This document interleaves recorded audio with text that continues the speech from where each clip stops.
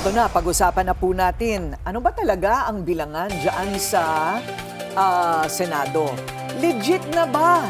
Yan ang tanong ng marami kaugnay ng nangyaring rigodon sa Senado nitong Miyerkules. Bakante na umano ang pwesto ni former Senate President Alan Peter Cayetano at acting SP ngayon si Senate President Pro Tempore Win Gatchalian.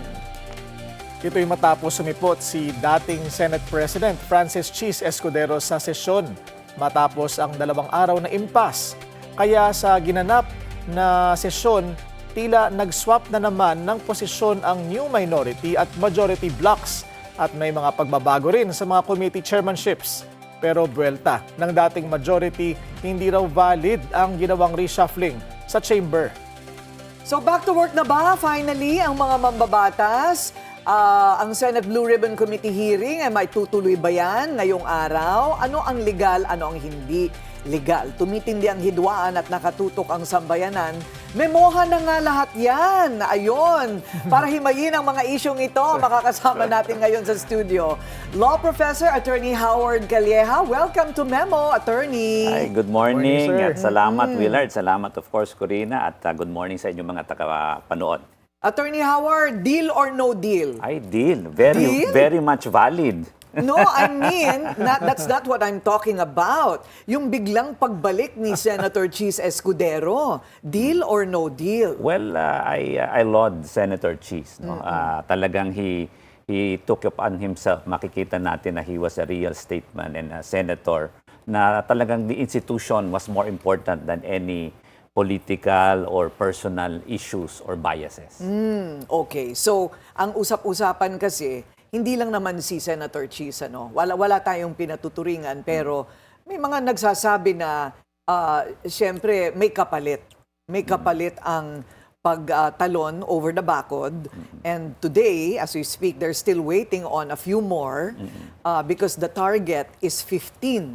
Okay. Ano po? And at least 13. Meron pa po ba kayong nakikitang baka mag-over the bakod? Maraming nagchichismis, maraming nagmamarites na mag-over the bakod. Pero ang maganda nga kay Chis, sabi nga ni Senator Lacson kagabi, napanood ko, na wala naman kondisyon according to him. No? Yung iba, may naririnig tayo, may mga kondisyon na hindi naman tama yung kondisyon. At sa tingin ko, hindi naman dapat magkaroon ng kondisyon. Kasi hindi naman ito horse trading. Ito ay sa kapakanan ng taong bayan, kapakanan ng bansang Pilipinas. So dapat ito they should raise above personal and political interest. So all these personalities, like if totoo na ang magkapatid na Villar ay inaalukan, and the others, no, Lauren Legarda, lahat po ng mga may nakaungaong po na sinasabing smoking gun evidence, kaso, sa palagi po ba ninyo, the new majority will be able to still look at all the evidence against these personalities objectively? Yeah, I think they should look at it. I mean, makita naman natin yung ginawa ni Senator Ping doon sa Blue Ribbon. Hindi naman kumbaga, meron mga ibang senador doon na talagang nakita nila at naimbestigan nila. Pero if you look at it, kung talagang may kaso ang mga senador o meron talagang issue, dapat hindi naman ito nagiging, sabi nga, pinag-uusapan or sabi nga, deal o no deal, no? Kasi nga, karamihan ng mga kasong to nasa ombudsman, nasa Sandigan Bayan, makita naman natin yung separation of powers or duties of each department or branch of government. So, hindi naman kayang turuan kasi independent ang ombudsman. It's a constitutional body. Similar with the Sandigan Bayan, it is a judicial body. So, hindi naman yan pwedeng turuan at pwedeng ipitin ng Senado. At hindi naman dapat yun, yun ay bawal. Okay. Tingin niyo ho, Attorney Calleja, legal ho ba yung nangyaring coup or reshuffling kahapon sa Senate session? Ayun ang una kong sagot dyan, Willard. Natawa ko nung nakita ko yung sinabi ni Senator Alan. Hindi ko na siya tatawaging Senate President kasi vacant na ang Senate presidency. Sabi niya, illegal yung coup. Meron bang legal na coup? Was it even a coup? Was it even a coup? That's why, no? But just to make it simple para maintindihan ng ating mga kababayan, whatever happened yesterday kumbaga yung quorum at yung mga business sa Senado, sa tingin ko po, in my legal opinion, ay valid. Bakit po? Number one, nasa Constitution po ito. Kung titignan po natin, dalawa po ang ating babatayan na Constitution, yung 1935 at itong 1987. Kung doon sa Article 6, Section 10 ng 1935 at dito naman Article 6, Section 16 ng 1987, parehong-pareho ho ang wording. Walang pagkakaiba. So dapat ang interpretation natin ng majority pareho pa rin, which is sabi nga 24, so 12 plus 1, 13. Kaso, ang ating pong batas sa ating Pilipinas, hindi lang ho tayo tumitingin sa Constitution. Tumitingin rin tayo sa jurisprudence. Yes. Meron na pong jurisprudence dito, yung 1949, yung Avellino versus Cuenco. Meaning ng jurisprudence, ininterpret po ng ating kataas-taasan na hukuman ng ating Supreme Court, ano ba ang sinasabi ng quorum dito po sa Constitution. At doon po sinabi kung ano yung may functional and available presence. Nung panahon na yon, 23, ang sinabi nilang mayorya, 23, 12 is a majority of 23. Ngayon, ang akin naman sasabihin, sila 22. So, mas maganda pa. Sa 22 divided by 2, 50%, 11 plus 1, 12. So, 12 ang majority ng 22. Bakit nangyari yon? Dahil si Senator Jinggoy, nakakulong, non-bailable. Hindi ho pwedeng kunin ng Senado si Senator Jinggoy dahil siya po ay nasa kamay na ng judiciary. No? Ngayon, si Senator Bato, sabi ko nga, paano mo pipilitin at paano mo aarestuhin ang nagtatago sa ilalim ng bato? Di ba? So, hindi siguro... Nasa ilalim nga ba ng bato? Hindi ko rin alam kasi sa hahanapin. Di ba? Kasi siya ay may warrant. So, technically, 22 sila. No? Now, within the Senate processes. So, kaya ang tawag dito, yung kanilang quorum ay 12/22. So, sa tingin ko, valid po yan. At yung pangatlo, alam nyo ho ang Senate, alam ho nung ni Senator Marian, it is also built not only by Constitution, by jurisprudence, but also by tradition. Ano ba yung mga dating nangyari? Pero ito po, hindi lang po ito tradition sa Senate. Precedents na, nangyari na ilang beses. At sinabi nga, nung May 2015, ang Senate President noon, si Senate President Drilon, it was a majority of 12/17. Kasi nung time na yung tatlong senador din ang nakakulong. Di ba? At yung iba, abroad naman. So, kung titingnan natin, nangyari na ba ito? Nangyari na. Ang question ko noon, present at senador. Present si Pia Cayetano, senador si Alan Peter, senador si Loren Legarda, hindi nila question ang quorum nung 12/17. Bakit nila question ngayon ng 12/22? Di dapat noon pa lang question na nila kung totoo sila sa kanilang mga sinasabi. Pero Attorney Calleja, may mga nagsasabi na yung Avellino versus Cuenco, iba naman daw ho yung circumstances doon. Dahil yung isang senador doon may sakit, nasa ospital, at yung isa abroad. Pwede ho bang ma-apply yun sa kasalukuyang sitwasyon? Yun nga ang titignan natin dyan, Willard, no?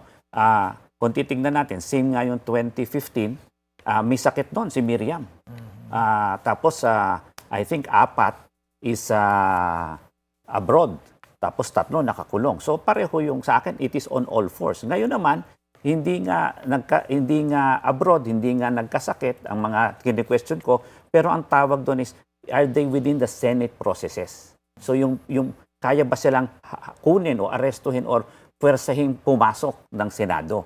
Paano mga pepwersahin? Klaro na nga yun, at may precedents na nga, na si Jinggoy ay nasa kulungan. So, hindi mo mapipilit yan. At sabi ko nga, sino ba ang makakahanap kay Bato sa ilalim ng bato?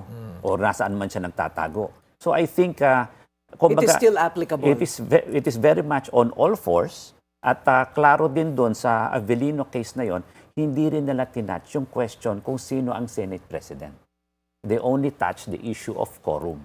Because nga, yung Senate President sabi, it is within you, yung mga senador, to vote. Hindi namin pakikialaman yan. Pero as far as we are concerned, the quorum is something that we can decide and that I have decided. Plus, kung titingnan mo ang application natin ng batas, hindi naman dapat yan very strict na, very, kumbaga, limiting. It should be something that would allow a function of the system. Di ba? Kung papayagan natin na very limiting yan, stalemate, walang mangyayari. Kaya nga pumapasok ang Korte Suprema para bigyan ng function, bigyan ng linaw, bigyan ng reason, rhyme or reason para gumawa ng tama o tumakbo ng tama ang ating gobyerno. So do you think that there is a necessity to bring this up to the Supreme Court? Not necessity, but of course the Senate minority now, sina Senator Cayetano, can bring that if they want to, pero I doubt if they will win. Senator Cayetano is seems very confident, no? Parang ang lakas ang dating niya. May sulat pa siya na lumabas kahapon na ano ba yun, itutuloy pa rin yung Blue Ribbon Committee hearing, illegal yung mga nangyari kahapon. So if you were to defend Senator Cayetano, sabihin na natin siya po yung kliyente ninyo, ano po ang kanyang depensa? Tama po ba yung kanyang mga ginagawang basehan? If I were his counsel, I would tell him to heed the Avellino ruling and go back to work. Di ba? Hindi, sasabihin ko siya, wag na siya maging Senate President ng Facebook. Dahil sa Facebook lang siya lumilitaw. You know, if you are a Senate President or anything, if you take possession, if you think you have the rightful possession or rightful legitimacy for anything, the first thing you would do, Corina and Willard, is take possession. Kung ako ang Senate President, I should be at the Senate. I should not be in front of Facebook. I should not be online. I am a one-man Senate President. I cannot even convene my senators. How can that be? How can he even call himself a Senate President? Kaya nga sabi ko sa kanya, Senate President of Facebook. Kasi doon lang siya lumilitaw eh. Samantala, yung iba niyang mga dating kasama hindi rin nagsasalita. Hindi rin nagsasalita. Whereas the other or the new majority, they have been in the Senate since Monday waiting. Di ba? Kung talagang totoo siya, di ba? Magpakatotoo siya, then go to the Senate and face the facts and face reality. Ngayon, alam naman yan ni Senator Marden. Sa Senado, doon ang debate. Doon tayo maglaban. Ano ba ang tama? Ano ba ang mali? Ano ba ang gusto mo at ano ba ang gusto mong sabihin? Hindi nga sa online, hindi sa Facebook, hindi sa sulat. At alam din yan, gagawa ka ng sine-die, gumawa siya ng sine-die letter. Hindi naman dinadaan sa letter yun eh. Di ba? How can you adjourn something? How can you ask for a sine-die when you have not even convened your Senate to declare a sine-die? You cannot convene it by yourself. Di ba? He is a Senate President without a Senate. Ang tawag ko nga dyan, imbes na Senate, Pangulo ng Senado, Panggulo ng Senado. Alam mo, Corina, attorney, tingin ko yung Malacanang pinag-aralan din tong Avellino versus Cuenco. Kasi doong nung time na yun pala, attorney, may line doon sa case na pati yung Malacanang that time, ni-recognize yung pag-upo ni Cuenco. At yung kahapon, si Yusek Claire Castro nagsalita, we recognize the leadership of the acting Senate President, Sherwin Gatchalian. So how crucial is this recognition by Malacanang? Tama ka dyan, Willard, because tama yan na nung dinala yan ni Senator Avellino nung time na yon, meron ng recognition ng Malacanang. Ito, may recognition ng Malacanang, may recognition ng House of Representatives ni Speaker Bogie D. So, the only one that doesn't recognize is the Senate President of Facebook. Okay, Which is, unless he elevates it to the Supreme Court. Well, he has all the right. No, I mean, sa akin, it would be a nice academic challenge again. But sabi ko nga, ako yung abogado. You know, lawyers do not always just say na, sige, kaso tayo, laban tayo. It's also part of us being lawyers to tell the truth to your client. So bakit hindi na lang po nila hinalal diretso si Senator Gatchalian to be Senate President and not just temporary, pro tempore? Yun nga, kasi meron pang issue dyan sa issue on the election of the Senate President. Kahit nung Avellino, naging issue din yan doon sa Avellino case. Pero the Supreme Court said, hindi namin pakikialaman ang Senate President. That is internal within you as a separate body of the government, separate branch of government. So precisely, hindi siya jurisprudential, walang jurisprudence. Compared sa quorum na may jurisprudence on what quorum or what the 13 means, kung pwedeng 13 or lesser than 13. Pero dito sa Senate presidency, medyo may nagsasabi na by analogy, pwedeng gamitin yung Avellino pero hindi klaro. Di ba? So, to be safe, tama yung ginawang acting Senate President. Kasi even in the Avellino, they recognized na si Cuenco was acting Senate President, hindi Senate President. So, klaro bakante pa rin po, bakante. So, yung sinasabi ni Cayetano na hindi sila pwedeng bumoto, tama po, hindi sila pwedeng bumoto ng Senate President. But all other officers, pwede po yun. Pag Legal pumasok po yun. Si Senator Cayetano, sabi niya, papasok siya ngayong araw, di ba, Willard?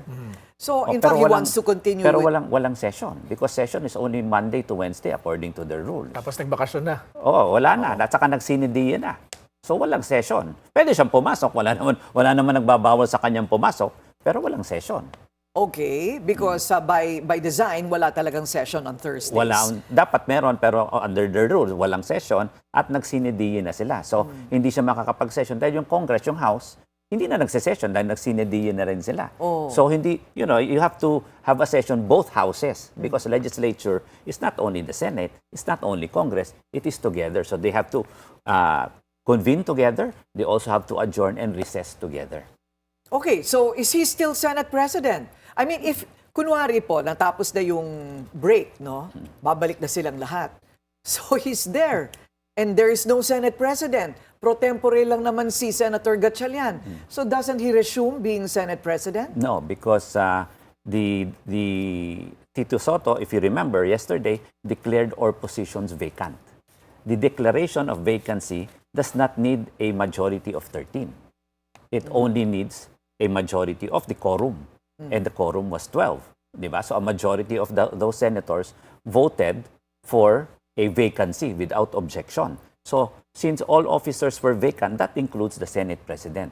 So wala silang Senate President, hindi Senate President si Win, hindi rin Senate President si Senator Alan, because the position of the Senate President as of today, as of yesterday, was declared vacant.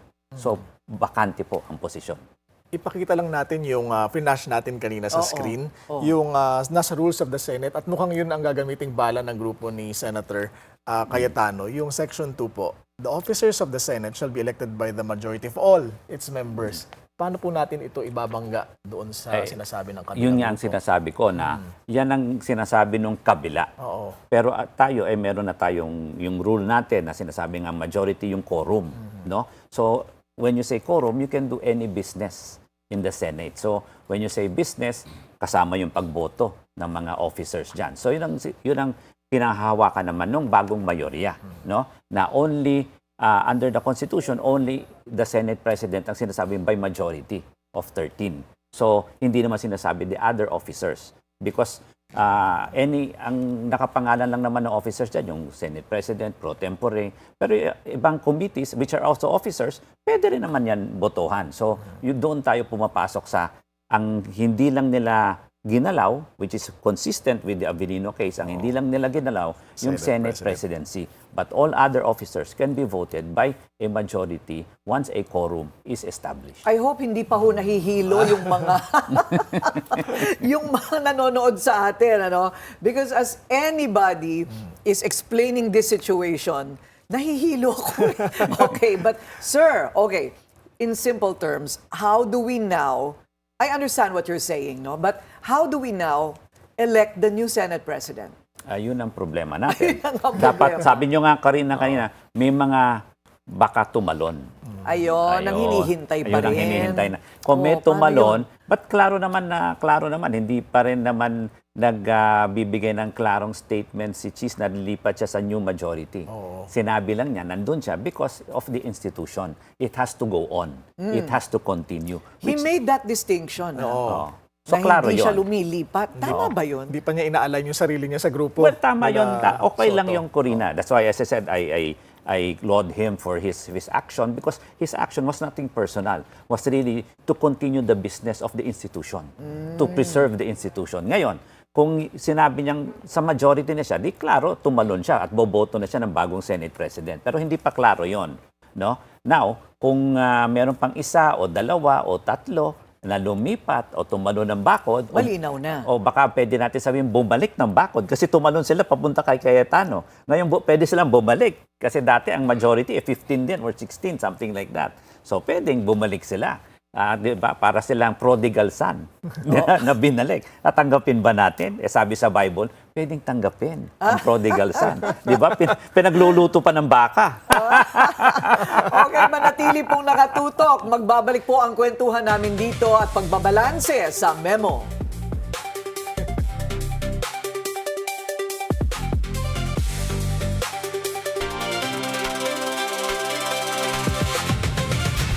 So, Attorney Calleja, yung dami ng mga pulis na nakapaligid ngayon sa Senado, I guess this is a confirmation that Malacanang supports the new leadership.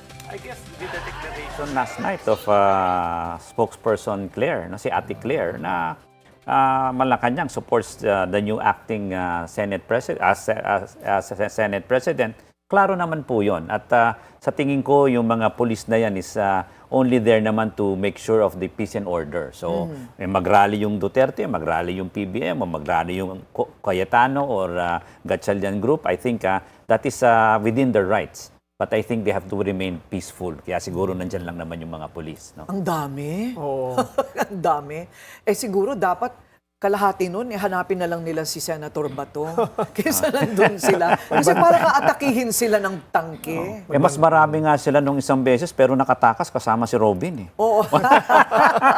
O pinatakas kasama si Robin. Correct. Oo. Who is going to enforce the security now? It will what if the former Sergeant-at-Arms also claims that he has not been replaced? Ayun ang problema nung former Sergeant-at-Arms. Kasi nga, klaro naman, kahit doon sa sinabi na ni Dexter, na nandoon na yung bagong, I forgot the name, no? Yung bagong Sergeant-at-Arms. So, I think it is incumbent upon him already to enforce the rules and regulations and the peace and orderliness of the Senate premises. No? Number 2, klaro naman yon. Kahit doon, balik tayo sa Avellino case. Yung quorum is already settled as a leading jurisprudence already, itong Avellino case. A committee membership is part of the business, no? So, hindi naman ito, yung sinasabi mo kanina, Willard, na kailangan ng 13. Pag committee membership, boboto lang yan. So, klaro naman na it was declared vacant. Klaro naman that there was quorum to vote new memberships of the committee or new chairmanships of the committee. So, klaro yon na hindi na chairman si Pia. Kahit na sinasabi pa ni Senate President Cayetano, siya pa ang SP, hindi naman pwedeng sabihin ni Senator Pia na siya na ang committee chairman dahil napalitan na yon. Ngayon, sabi ko nga, ang issue na lang ni Senate President kung vacant yung Senate President or not. Pero hindi itong Facebook, hindi press con ang dapat ang laban. Kung may issue siya, dalhin na niya sa Senado, sa Supreme Court. Hindi sa press con, hindi sa Facebook. At doon sa tanong mo kanina, kung ako yung abogado, sabi ko nga, magtrabaho na lang siya. Pero kung dadalhin niya sa Supreme Court, mas gugustuhin ko lumaban in favor as a lawyer of the new majority. New majority. Of win. Kasi nandun po yung tama. Yun po ang magandang ipaglaban sa Korte Suprema. Ang bagong Sergeant-at-Arms si retired General Alfred Corpus. Ayun. Okay, so mukhang sa Korte Suprema yata ito talaga hahantong kasi pinaninindigan ng dating majority. Ano? Alam mo, may pahabol lang ako na thought, Corina and Attorney Calleja. Paano yan kung halimbawa magkaroon ng 2 Senates? Kasi, oo. Ano? Nabanggit yan pareho doon sa... silang kulang.